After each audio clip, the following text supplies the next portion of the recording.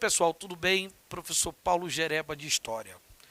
Nossa aula de hoje, nós iremos discutir um dos principais movimentos que vai ocorrer durante a chamada modernidade ocidental europeia, que é o movimento da expansão ultramarina, também conhecido como expansão marítimo-comercial europeia, ou as grandes navegações.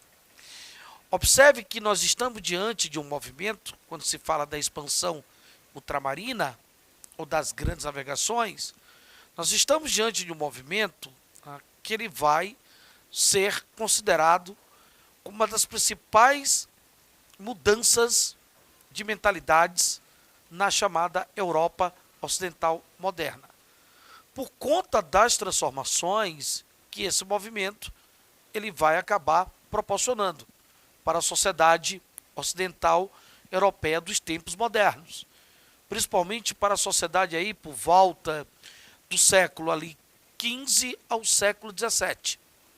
Juntamente com o renascimento cultural, com a formação dos estados modernos europeus, com a reforma protestante, a expansão marítimo e comercial europeia, ou a expansão ultramarina, também chamado de grandes navegações, esse movimento ele vai ser uma das grandes transformações presentes na sociedade ocidental europeia, da modernidade, e que vai ser responsável por mudanças na mentalidade desse homem.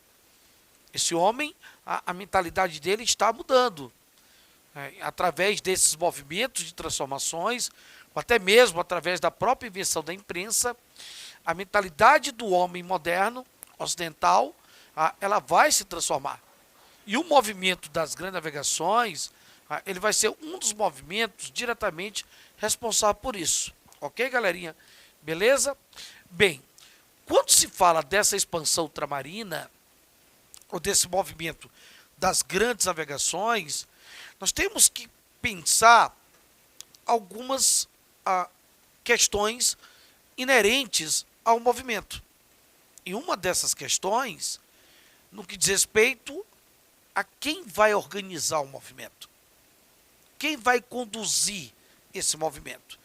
Esse movimento das grandes navegações, ou da expansão ultramarina, esse movimento ele vai ser conduzido na sociedade moderna ocidental por quem? Quem conduz, quem dirige, quem organiza os chamados estados modernos europeus. Os estados modernos europeus, as chamadas monarquias nacionais, esses estados que vão surgir aqui durante os tempos modernos, foram esses estados que foram os grandes responsáveis pela direção do movimento da expansão ultramarina, do movimento das grandes navegações. Então, é um movimento que cabe ao Estado ser o responsável pela direção deles. E um fato interessante é que você observa que o primeiro Estado moderno a dirigir esse movimento, a se envolver diretamente com esse movimento, foi o Estado português. Depois você tem a Espanha. Mais tarde, bem mais tarde, é que nós teremos França, Inglaterra e Holanda. Então, se nós analisarmos o pioneirismo desse movimento, chamado de expansão ultramarina, o pioneirismo recai sobre os países ibéricos.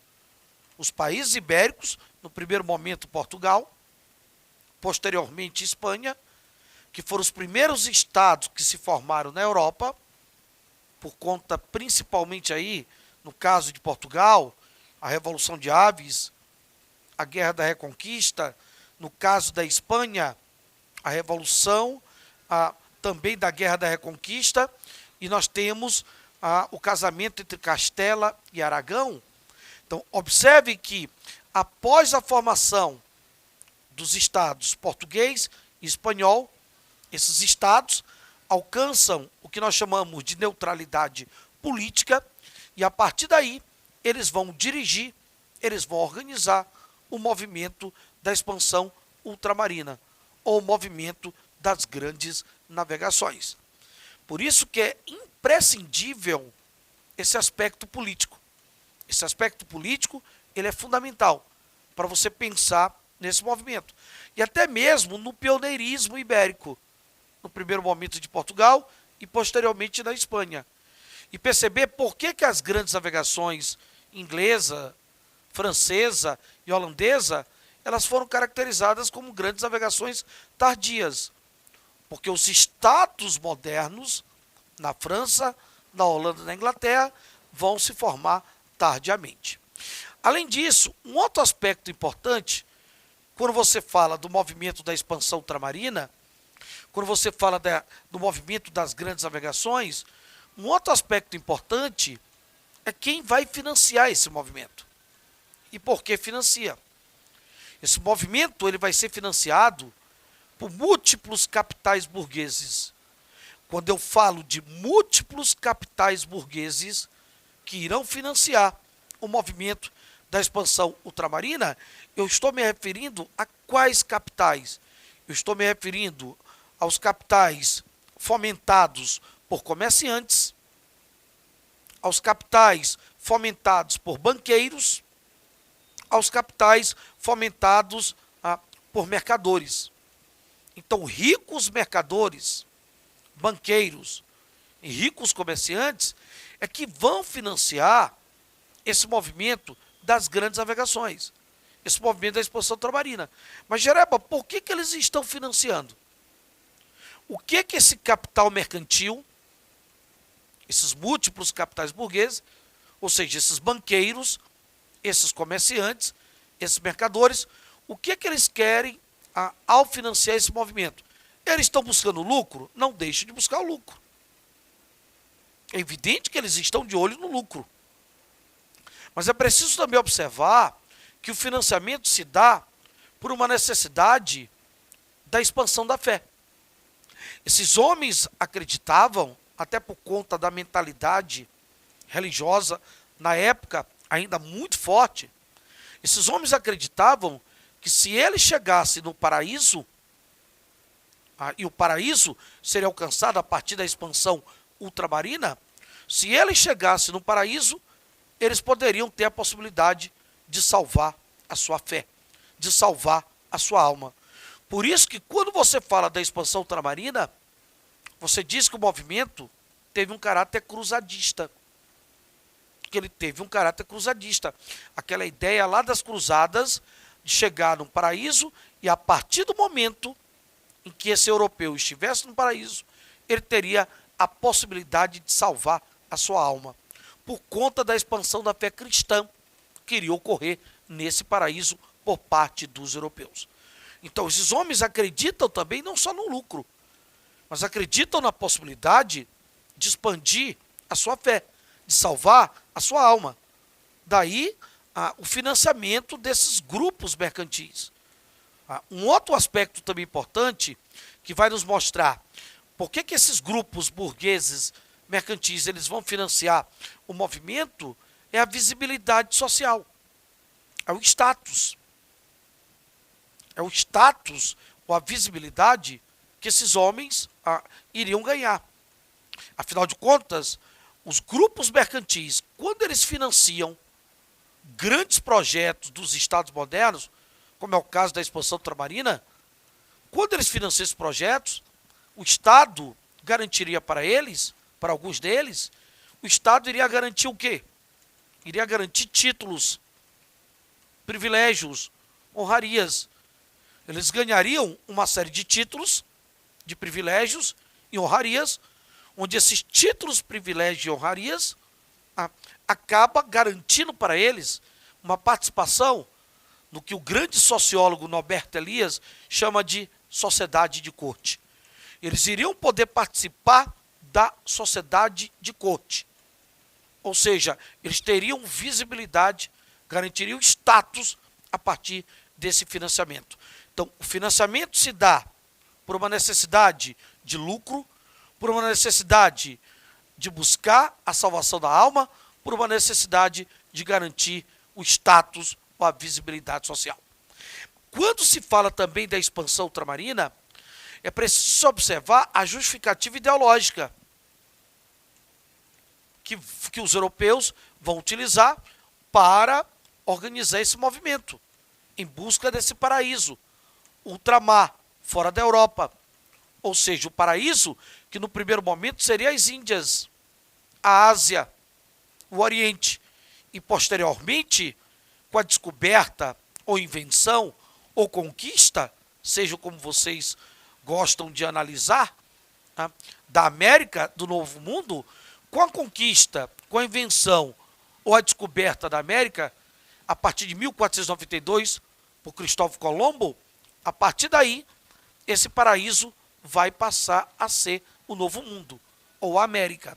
E a justificativa ideológica, e ali a igreja, ela é fundamental para isso, a justificativa ideológica que eles vão utilizar para poder fazer essa expansão fora da Europa, essa expansão ultramarina, esse movimento das grandes navegações, vai ser a expansão da fé cristã. Eles utilizam a ideia que esses povos nativos do paraíso, eles não têm fé.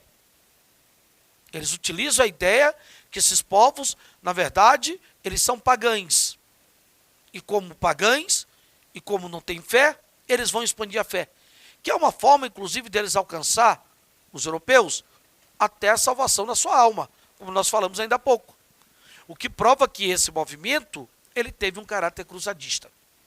Ele foi um movimento que acabou tendo um caráter cruzadista. É preciso observar também que eles estão atrás, no paraíso, né, de uma necessidade de superar a crise do feudalismo do século XIV. Ou seja, eles vão organizar esse movimento em busca desse paraíso como uma forma de superar a crise do século XIV. A crise do feudalismo, a crise que deixou a Europa sem terras cultiváveis, a crise que acabou escasseando os metais preciosos na Europa, deixando escassos, a crise que atingiu o consumo europeu. Então existe uma necessidade, através da expansão ultramarina, de realizar uma superação dessa crise. Ou seja, iremos buscar o que no paraíso? O que os europeus vão buscar no paraíso? Eles vão buscar mercados consumidores, eles vão buscar matéria-prima, eles vão buscar metais preciosos, ou seja, eles vão realizar uma política de acumulação primitiva do capital. Eles vão acumular o capital nessas áreas coloniais, nessas áreas desse paraíso, seja ele no primeiro momento, as Índias, a Ásia, o Oriente e posteriormente o Novo Mundo ou a América. Então, acima de tudo, existe uma necessidade de conquistar o paraíso, porque eles vão buscar uma acumulação de capital. Eles estão indo atrás do paraíso de uma acumulação de capital. Em uma fase que a Europa vive, que alguns colocam como fase pré-capitalista. Uma fase onde você tem uma circulação do capital. Então eles estão buscando acumular esse capital. Essa é a grande busca. Daí a necessidade de buscar mercados consumidores, matéria-prima, metais preciosos. Mas é preciso observar que esses homens, eles estão indo por conta até mesmo do seu imaginário. O imaginário leva esses homens para o paraíso. O imaginário, ou seja, o medo e a coragem, o espírito aventureiro, está também contribuindo para que esses homens fossem em busca do paraíso. Porque o paraíso é um local desconhecido. Esses homens não conhecem o paraíso. Então esses homens, quando eles vão em busca do paraíso, eles vão com medo e coragem. Por isso que é fundamental o espírito aventureiro. Além disso, esses homens, eles chegam aí atrás do paraíso, até mesmo da fonte da juventude, da fonte da vida. Em um dos filmes, a gente observa isso claramente, em um dos filmes que vai retratar as grandes navegações europeias, né, na época aí da expansão ultramarina, Nós temos, por exemplo, claramente os homens saindo da Espanha, indo atrás da América, da fonte da juventude. Então, nós temos vários filmes, inclusive, que mostram, na verdade, esse cenário. A busca da fonte da juventude e não apenas da acumulação de capital. Ok, galerinha? Beleza? Então, aqui nós temos as motivações e características do que nós vamos chamar de expansão ultramarina ou do movimento das grandes navegações. Tudo bem? Beleza? Agora, é importante também analisarmos os desdobramentos, os efeitos, as consequências ou os resultados do movimento das grandes navegações ou dessa expansão ultramarina. Então, quais são os principais efeitos? Quais foram os principais efeitos, os principais resultados, as principais consequências desse movimento? Um deles, com certeza, vai ser o chamado renascimento comercial europeu. Quando se fala do renascimento comercial europeu, está se falando da dinamização do comércio na Europa. A partir de uma acumulação do capital, nós teremos a dinamização do comércio europeu. A partir do surgimento de novas rotas marítimas comerciais, porque existe a necessidade de ir em busca de novas rotas para poder chegar no paraíso, e eles vão descobrir novas rotas que vão fazer com que eles tenham um caminho direto para as Índias. É o caso da Rota do Atlântico, e que eles conseguem chegar, inclusive, também no Novo Mundo, na América, a partir da Rota do Atlântico. Então, com a Rota do Atlântico, nós teremos aí uma dinamização do comércio europeu, porque os países europeus, eles passam a fazer contato direto com as Índias, com a Ásia, ou até mesmo com o Novo Mundo, com a América, o que vai acabar provocando o surgimento de novas potências marítimas comerciais europeias. Portugal, Espanha, Holanda. Novas potências marítimas comerciais vão surgir a partir do momento que eu tenho o surgimento dessas novas rotas comerciais, que eu tenho uma acumulação de capital. Esse é um dos grandes resultados, um dos grandes efeitos. Inclusive, houve uma grande acumulação de metais preciosos. A Espanha, por exemplo, no século XVI, ela chegou a viver uma revolução dos preços, uma inflação monetária, por conta de uma grande acumulação de prata, retirada aqui do Novo Mundo, da América. Então, teremos aí um renascimento comercial europeu. Teremos também, olha só, um tráfico internacional. Um tráfico internacional de mão de obra escrava, a partir do Atlântico e da África. É o tráfico internacional negreiro, que não deixa de ser uma acumulação também primitiva do capital para os comerciantes traficantes. É um outro resultado. Teremos também como resultado o surgimento de alguns tratados, como uma forma até mesmo de evitar futuros conflitos ou disputas coloniais que vão ocorrer entre esses países europeus. É o caso do Tratado de Tordesilhas, que evita um conflito direto entre os países ibéricos, entre Portugal e Espanha, mas não evita disputas coloniais entre portugueses e franceses, entre portugueses, espanhóis e holandeses, aqui no Novo Mundo. Então, um outro resultado é o surgimento de tratados e de conflitos europeus nessas áreas coloniais. Aqui mesmo em São Luís, nós tivemos a famosa Batalha de Guaxinduba, entre franceses e lusos espanhóis. Um outro resultado desse movimento vai ser o extermínio, a escravidão e aculturamento das chamadas sociedades nativas, que os europeus chamavam de índios, no Novo Mundo, na América, apesar da resistência.